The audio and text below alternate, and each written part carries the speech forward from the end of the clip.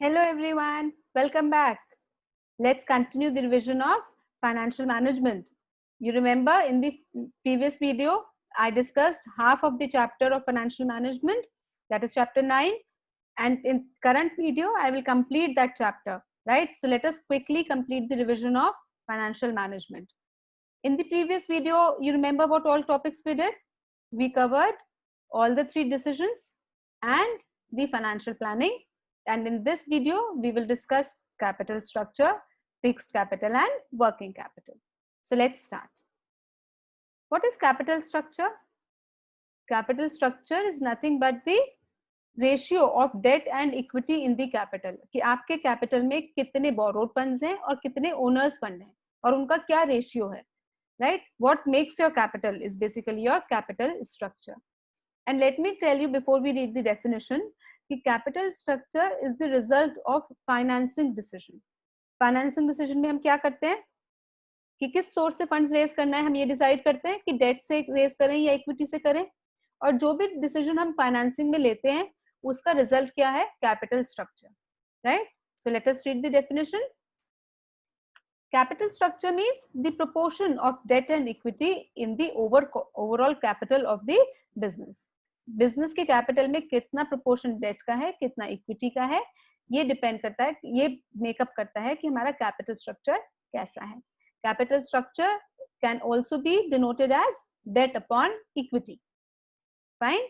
So it is a mix of owners funds and borrowed funds in the capital structure. Is that clear? बहुत simple सी चीज है. आपके capital में कितना date है, कितना इक्विटी है, यानी कि कितना बोरोड फंड्स है और कितना ओनर्स फंड है, और उनका रेशियो क्या है आपस में. That's it. This is your capital structure. There are certain related concepts that we have to understand when we are discussing the capital structure. Exam point of view से भी 1 markers आ जाते हैं छोटे छोटे, तो जो हमें पता होने चाहिए. तो first is financial leverage. Financial leverage क्या होता है? लीवर क्या होता है? जब हमें कोई बड़ी वेट उठाना है and that we are not able to do, तो हम उसका जो फोर्स है उसे कम करने के लिए वी पुट अ प्लैंक, है ना. एक साइड में हम नीचे वेट के नीचे एक प्लैंक लगाते हैं और दूसरी साइड से उसको प्रेस करते हैं, तो वो वेट इजीली उठ जाता है. So that is a lever. ठीक है. तो फाइनेंशियल लिवरेज वर्ड वहीं से आया है कि डेट का रेशियो कितना है टोटल कैपिटल में. ठीक है, वो होता है हमारा फाइनेंशियल लिवरेज, राइट. अब फाइनेंशियल लिवरेज का जो रिजल्ट है वो क्या है? Trading on equity. कि debt, because it is a cheaper source of fund. हमें पता है डेट चीपर सोर्स है. क्यों? क्योंकि डेट की जो कॉस्ट है वो इक्विटी से कम होती है if your return on investment is high. ठीक है, अगर आप रिटर्न आपकी ज्यादा है और आपको जो लोन मिला है या बोरोड फंड्स है वो आपने अगर कम कॉस्ट पे उठाया हुआ है या रेज किया हुआ है, तो your debt becomes a cheaper source of fund, right. तो हमने डेट को ज्यादा डाला फंड में, we have increase the ratio of the debt in the capital so that the return on the share holders is maximized और is increased. तो हमने share holders की इनकम बढ़ाने के लिए क्या किया?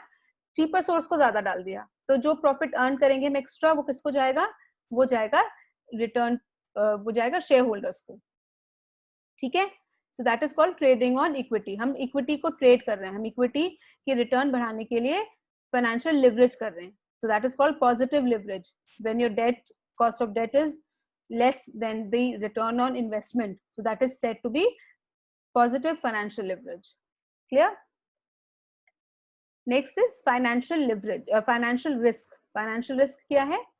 Firm's inability to meet its financial cost. Financial cost जैसे कि आपका इंटरेस्ट ऑन बोरोड फंड्स जो भी होता है, लोन, डिबेंचर्स का इंटरेस्ट, लोन का इंटरेस्ट, या आपने जो बोरोड फंड्स हैं आपके उसका इंटरेस्ट, जितनी भी बोरोइंग्स हैं उस पे अगर जो आप इंटरेस्ट देते हैं, that is called your fixed financial cost, क्योंकि वो फिक्स्ड होता है.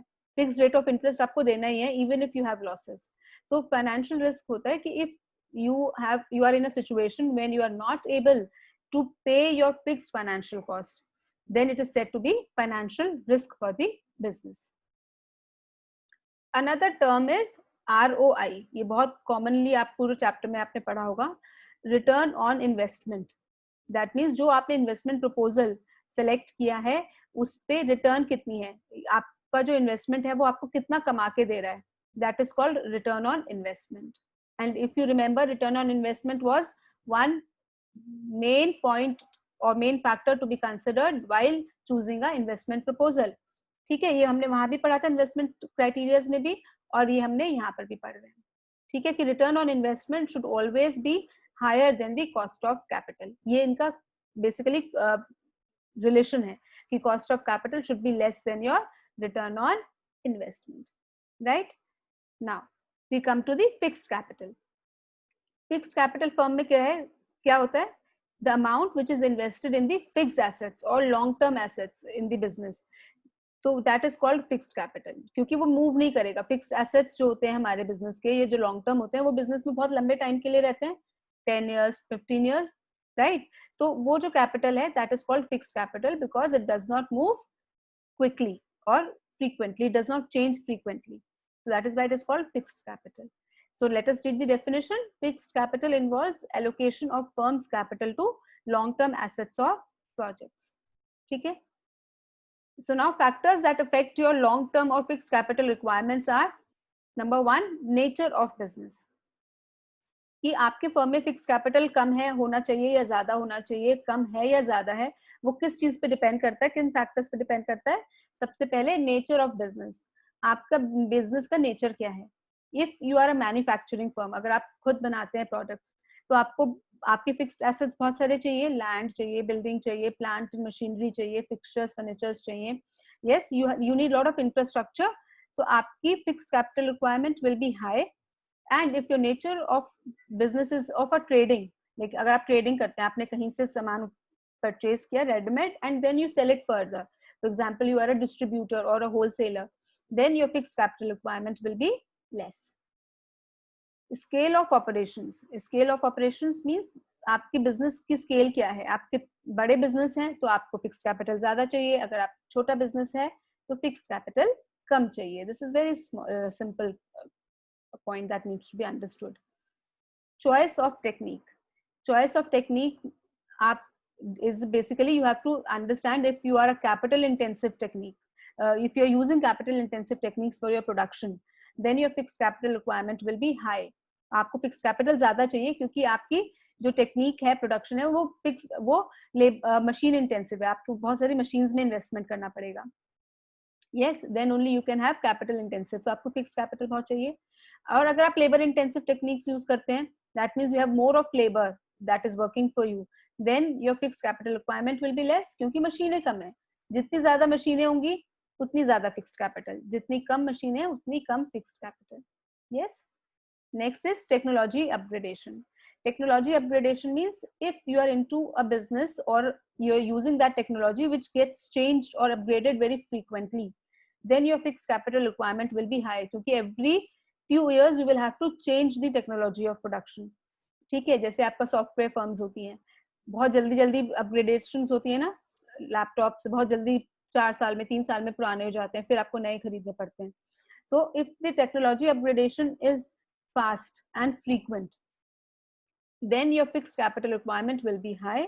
And if your technology upgradation is slow, जहाँ पर आप ऐसी किसी इंडस्ट्री में हैं जहाँ पर एक बार आपने मशीन्स इंस्टॉल कर ली, वो मशीन्स 5-10 साल कहीं नहीं जाएंगी, मतलब there will not be any upgradation in that technology, then your fixed capital requirement will be less. Next is growth prospects. Growth prospects यानी कि आप if you have a growth opportunity or you have expansion plans in future, then your fixed capital requirement will be high. क्योंकि अगर आपको growth करनी है, आपको expand करना है, तो आपको ज्यादा स्केल ऑफ ऑपरेशन चाहिएगा, आपको ज्यादा मशीनें चाहिए, नए प्लांट एंड मशीनरी आप लगाओगे, तो आपकी fixed capital requirement will be high. And if there is no growth prospects, आपको लग रहा है कि अब मैंने जितना स्केल पे बिजनेस में चला रही हूँ बस उतना ही चलाऊंगी, तो that means your fixed capital requirement in the future will be less. जो आपने इन्वेस्ट कर लिया वो कर लिया, then you will not have to frequently change it. Yes. Next is a diversification. Diversification means products basket आपकी कितनी diversified है, that means number of products in the product basket. अगर आप बहुत सारे प्रोडक्ट्स बनाते हैं, मल्टीपल प्रोडक्ट्स हैं और अलग अलग तरह के हैं, तो आपको अलग अलग असेंबली लाइंस चाहिए, सबके लिए अलग मशीनरी, अलग जगह, अलग plant. Yes. And then more land will be required, तो your fixed capital requirement will be high. And if you are into a single or double product, आप एक प्रोडक्ट बनाते हैं या 2 बनाते हैं जो कि एक ही असेंबली लाइन पे बन जाती हैं, तो आपकी fixed capital requirement will be less. Yes. Next is financing alternatives, कि आपके पास पैसा कहाँ से आएगा. If you have lot of financing alternatives available with you, then your fixed capital requirement will be less, and if you have less financing alternatives, then your fixed capital requirement will be more. Now next is working capital. A working capital क्या होता है? The amount of capital which is invested in your current assets. Yes, तो current assets में कितना पैसा आपने invest किया है, या आपको डे टू डे ऑपरेशंस के लिए कितना पैसा चाहिएगा ड्यूरिंग योर ऑपरेटिंग साइकिल और your 1 year time period, whichever is less. ठीक है, तो that is called, that determines your working capital requirement in the business. ठीक है, so as per the definition goes, working capital is excess of current assets over current liabilities. इसका अगर फॉर्मूले की बात करें तो working capital is equal to current assets minus current liabilities. Conceptually, it is the amount which is invested in your current assets in the business that you use to repay your current liabilities. या day to day operations को meet करने के लिए, day to day खर्चे पूरे करने के लिए, requirements meet करने के लिए जो पैसा आपको चाहिए होता है, that is called working capital. Clear? So what are the factors that affect your working capital requirement? कि आपको कम पैसा चाहिएगा daily activities के लिए, या day to day operations of the business के लिए, या ज्यादा चाहिएगा, वो इन फैक्टर्स पे डिपेंड करता है. One is nature of business. Again, if your business, if you are a trading firm, ठीक है, तो आप कहीं से सामान बना बनाया खरीदते हैं और आगे बेच देते हैं, तो your working capital requirement will be less. But if you are a manufacturing firm, then your operating expenses will be high, so your working capital requirement will be high. ठीक है, your scale of operations, again the similar point. If you are a big firm, large operations, more working capital is required. If you are a small firm, lesser operations, lesser scale of activities, then your working capital requirement will be less. Business cycle. Business cycle, economics में पढ़िए, boom and recession periods. Yes. So boom period क्या होता है?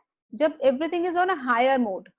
Production is high, demand is high, inflation है, सब चीजें ज्यादा. When you're producing more, because there is more demand and more supply. ठीक है, so that is a boom period. So then your working capital requirement will be high because there is more demand and more production. But if the economy is in the recession mode, अगर economy recession mode में है, less demand, less supply, less production, less employment, तो फिर क्या होगा? फिर आपके working capital requirement will be less. Seasonal factors depend करते हैं. अगर हाइट्स, कुछ प्रोडक्ट्स होते हैं जो सीजनल बिकते हैं, ठीक है, तो जो सीजनल प्रोडक्ट्स हैं, फॉर एग्जांपल योर वुलन्स हैं, तो वो सीजन में बिकते हैं, तो उनकी working capital requirement in the peak season will be high, and working capital requirement in the lean season will be less, क्योंकि आपकी फिर ऑपरेशंस आप कम करोगे. yes, your level of operations will be less in the lean period and your level of operations will be high in the high demand period. तो उसके हिसाब से आपकी working capital requirement will change. Production cycle क्या होता है? The time which is taken to convert the raw material to the finished goods. कि आपने आज कपड़ा खरीदा, उससे शर्ट बनाई, उसको बनाने में कितनी देर लगी, कितने दिन लगे. If your production cycle is large, कोई आपका एक प्रोडक्ट आप ऐसा बनाते हो जिसको बनाने में 6 महीने 8 महीने लगते हैं, तो your working capital requirement will be high, क्योंकि आपको 8 महीने तो सामान बनाने में लग रहे हैं, तो आपको अपने जेब से डे टू डे एक्सपेंसेस करने हैं. 8 महीने का आपको रेंट देना है, 8 महीने का लेबर सैलरीज वेजेस ये सब देना है. ठीक है, और अगर आप कोई ऐसे प्रोडक्ट बनाते हो जो 2 दिन में बन जाता है या 1 दिन में बन जाता है, ठीक है, तो उसकी वर्किंग कैपिटल रिक्वायरमेंट फिर 1 ही दिन की रह जाएगी, क्योंकि फिर सामान भी जल्दी बिकेगा, फिर जल्दी पैसा आएगा. तो production cycle is basically it is a determinant of the working capital in the sense कि larger the work production cycle, more is the working capital requirement, and lesser or shorter is the production cycle, lesser is the working capital requirement. Next is credit allowed. आपने कितना credit, क्या credit terms हैं आपके towards your customers. जब आप सामान बेचते हैं, आप कितना क्रेडिट लिमिट है और कितना टाइम पीरियड के लिए आप क्रेडिट अलाउ करते हैं. क्रेडिट में हम 2 चीजें देखते हैं कि आपने उधार दिया, जब आपने कस्टमर्स को सामान बेचा, आप उधार पे बेचते हैं कि नहीं. पहली बात, अगर आप उधार पे बेच रहे हैं तो कितना टाइम का आप उनको उधार के लिए अलाउ करते हैं. सपोज आई एम मैन्युफैक्चरर, तो मैं अगर अपने होलसेलर को 3 महीने के लिए उधार देती हूँ या मैं 15 दिन के लिए उधार देती हूँ. यस. सेकेंडली, कितने अमाउंट पे उधार देती हूँ. कि 5 लाख तक का सामान खरीदोगे तो 15 दिन का अलाउ है, अगर 5 लाख से ज्यादा खरीदोगे तो आपको कैश देना है. So these are the terms of the credit, right? Credit terms कहते हैं उनको. So if you have a lenient credit terms, तो आपकी वर्किंग कैपिटल रिक्वायरमेंट ज्यादा है. अगर आपने 3 महीने के लिए अलाउ कर रखा है, या आपने बोला है कि ठीक है 5 लाख रुपए तक का, 10 लाख रुपए तक का सामान आप क्रेडिट पे उठा लो, यानी कि उधार पे उठा लो, तो फिर जब हम और सामान बना रहे हैं तो हमें अपनी जेब से पैसा लगाना पड़ेगा ना. Yes, we will have to use our own money because the money from the customer will come late. ठीक है, तो if your credit allowed is lenient, if your more credit is allowed for a higher time period or a longer time period, then your working capital requirement will be more. But if your credit terms is strict and stringent, अगर tight terms है, tight policy है, credit policy आपकी कि नहीं इतना ही amount बस credit पे मिलेगा और बस 15 दिन के लिए मिलेगा, उसके बाद आपको पैसा वापस करना है, ठीक है, तो then your working capital requirement will be less. Clear? Next is credit availed, कि आपको अपने सप्लायर से क्या क्रेडिट टर्म्स है. If your suppliers are ready to have a lenient credit or more credit limit allowed to you, then you will need less working capital. ठीक है, if the credit terms or the time or the credit limit from your supplier is very strict, तो आपको ज्यादा working capital चाहिए. अगर lenient है तो कम working capital चाहिए. अगर आपको सप्लायर आपको 3 महीने के लिए उधार पे सामान दे देते हैं, रॉ मटेरियल दे देते हैं, तो आपकी वर्किंग कैपिटल रिक्वायरमेंट कम होगी. और अगर आपके सप्लायर ऑन कैश चलते हैं या 1 वीक की टाइम पीरियड पे चलते हैं, तो आपको एक पीरियड में आप 1 हफ्ते में आपका सामान तो बना नहीं, लेकिन आपको उनका पेमेंट देनी है, तो आपकी वर्किंग कैपिटल रिक्वायरमेंट ज्यादा हो जाती है. ठीक है. Next is operating efficiency. If the efficiency in the way you operate in the business is high, then your working capital requirement will be less. Operating efficiency से मतलब है कि आपकी वेस्टेज कम होती है, आपकी utilization of resources is maximum. ठीक है, तो अगर आप कम वेस्ट कर रहे हो, आप एफिशिएंटली काम कर रहे हो, तो आपके यहाँ आपकी जो वर्किंग कैपिटल रिक्वायरमेंट है वो ऑटोमेटिकली कम हो जाती है. अगर आप रिसोर्सेज ढंग से यूटिलाइज नहीं कर रहे हो, आपके यहाँ वेस्टेज ज्यादा है, तो आपकी working capital requirement will be more. Next is availability of raw material. अगर आपको रॉ मटेरियल बहुत क्विकली अवेलेबल हो जाता है विद इन अ डे और 2, तो आपको बहुत ज्यादा रॉ मटेरियल का स्टॉक मेंटेन करने की जरूरत नहीं है, तो then your working capital requirement will be less. But if you get a raw material, maybe you procure a raw material from a place which is far off, आपको आज आपने order किया, आपको 1 महीने बाद सामान आएगा, रॉ मटेरियल आपको मिलेगा. ठीक है, तो फिर क्या होगा, आपको 1 महीने के लिए अपने पास रॉ मटेरियल स्टॉक करके रखना पड़ेगा. ठीक है, तो फिर आपकी वर्किंग कैपिटल की रिक्वायरमेंट ज्यादा हो जाती है. So the more the raw material that you have to stock is then it means more the working capital requirement. Yes. Next is growth prospects. Again, if your growth prospects are high, अगर आप growth करेंगे, expand करेंगे, तो your working capital requirement will be high. And if you do not have any growth opportunities in future, then your working capital requirement will be limited. Level of competition, ये बहुत important point है.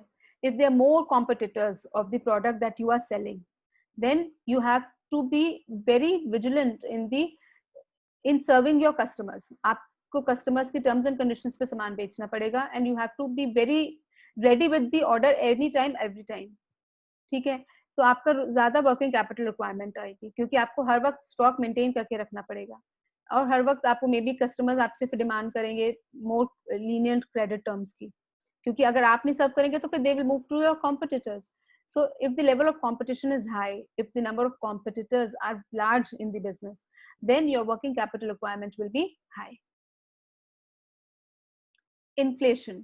Inflation is price rise in the economy. Yes, when the prices rise in the economy, that is called inflation. So agar inflation hai, that means prices are rising for raw materials, for labor and other costs. तो आपकी operating cost बढ़ जाएगी, आपकी operating cost बढ़ेगी, तो आपकी working capital requirement automatically बढ़ जाएगी. And if there is no inflation in the market, then your working capital requirement will be limited. So this was all about this chapter, children. In the second video, we have completed the chapter financial management. I hope you have understood. This was technical chapter. I have tried to cover it as much as simple as I could, and I hope you have liked this. You've liked it, so press like button. And don't go anywhere. Stay tuned. I will come back with next chapter, that is financial market. So till then, take care. Goodbye.